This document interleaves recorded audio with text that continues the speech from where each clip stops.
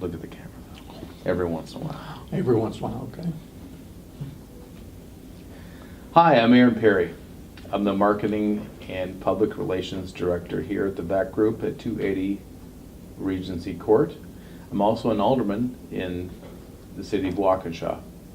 I'm here with Major Nelson from the Salvation Army, and we're going to have a very interesting conversation today. The first thing I just want to start off with, I want you to talk about the ministry of the Salvation Army and what they do in Waukesha County.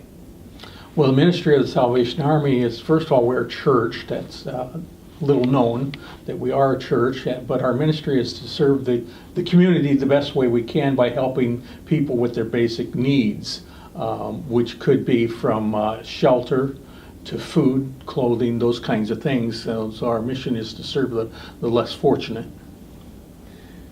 Yeah, and you do a lot of that in the county. Talk about a little bit of those different aspects that you just talked about. As far as clothing and food. Let's talk about those two things. Okay, well, we have a feeding program 3 times a week. It's on Tuesday, Thursday, and Saturday evening meals, and we average between 80 to 120 individuals that come to our meal program, and it's open to anyone that needs a meal. So it could be the working poor, it could be the homeless, it could be a single person that doesn't want to be alone for the evening to come and have a meal on those 3 nights of the week. And then of course we have our food pantry as well, which is open 3 days a week on Tuesday afternoon, Wednesday afternoon, and Friday mornings. And that's open to anyone as well. We service the entire county in our facility in Waukesha. So we're open to anyone that lives within our county for those 2 services, and actually any service that we provide is open to anyone throughout the county. And so meeting those basic needs with food is number one. Then when folks need assistance with, say they might need assistance with utilities, we have a fund that is set up during a certain time of year that we help with utilities and getting people back on for the winter, getting their heat turned back on, those kinds of things, and that happens. And then we do a little bit of rent assistance, things like that, but mostly working with folks that just need a hands up with different things is our biggest project service that we provide. Yeah, I think that's something that's very important to touch on. A hands up as far as a handout, right? Is that right? Yeah, kind of the aspect? Yeah, exactly. What we're trying to do, as we give people services, we try to also give them resources and where they can go to get additional help.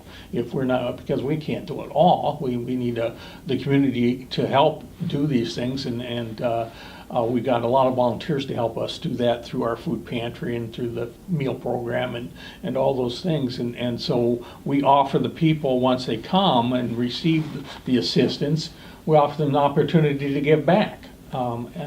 When they get back on their feet, they have the same opportunity to come and volunteer in those different fashions. So it's kind of working them to that point, getting them back involved in the community as well. Yeah, and can I ask a little bit about the community collaboration? You thankfully spoke at my town hall meeting the other night, and as did the food pantry. And how do you guys work together in the city? Well, we do work quite a bit together with all the different things that happen regarding food. When we run out of things, we can call their pantry and ask them for things. If they run out, they can call us asking us for things. Because the donors, we have different donor bases as well that donate to the different organizations, but we want to help the entire community, so we keep in close contact with that organization and assisting back and forth. And we also may even share some clients. Again, we're open to anyone in the county as well as they are open to anyone in the county. We're open different times. They're open more evenings than we are, and so working collaboratively with that, it certainly helps our community in serving the entire community. Yeah, I found that to be very valuable, that I got to put you guys together to speak at the same night, Sure. and the fact that you work together.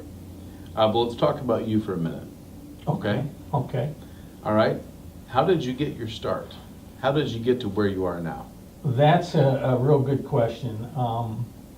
When I was a child, back in the 60s and early 70s, my parents divorced, and which caused some problems, and Sure. and so then I didn't have a father in the house at the time, and got in trouble in school and other kinds of things. And one day, a gentleman came into our school. He happened to be the guy that comes and paints the school. And he came and wrote something on the bulletin board of the classroom about a Boy Scout program. And so I was interested in that. I asked my mom, and she said, okay. It just happened to be around the corner from us where we lived. And I went there, and there I saw the man that paints at the building, and I saw my best friend from school was there, and got involved with the Boy Scouts. And then I realized where I was. I was in the Salvation Army building, and the person in charge was the gentleman that painted the building, and he Really? yeah, and he was the Boy Scout leader, and not only that, he was also the father of my best friend. So all that came together, and so I started to attend the Boy Scouts, and then they invited me to come to the church portion of the Salvation Army, and I started coming to that. And now I had a place to go. When I was having trouble, I could go there and do all kinds of things through youth programming. And then I found out later that that's where my mother went when she needed assistance with different things.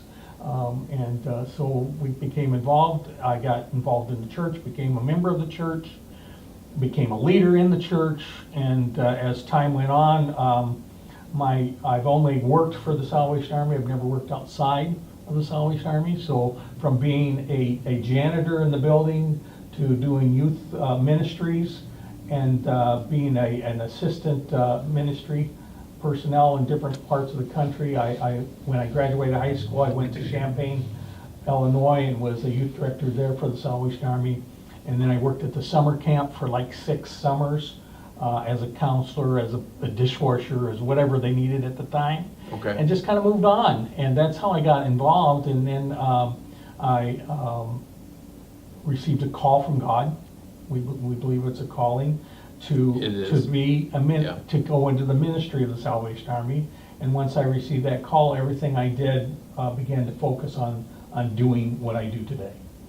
So that's kind of how, in a nutshell, how I got to where I'm doing today. I've been doing this for over 35 years now as a Salvation Army officer.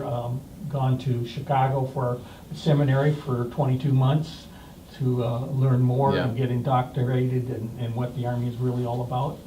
And here I am today. Yeah, it's not a short process. Not at all. My dad is a pastor and went through the seminary in St. Louis, so I understand a little bit of what that's about.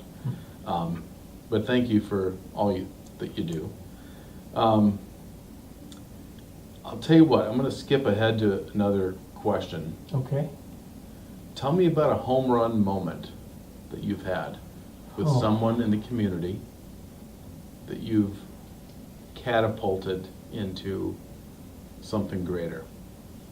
A home run moment. That Or at least one of them.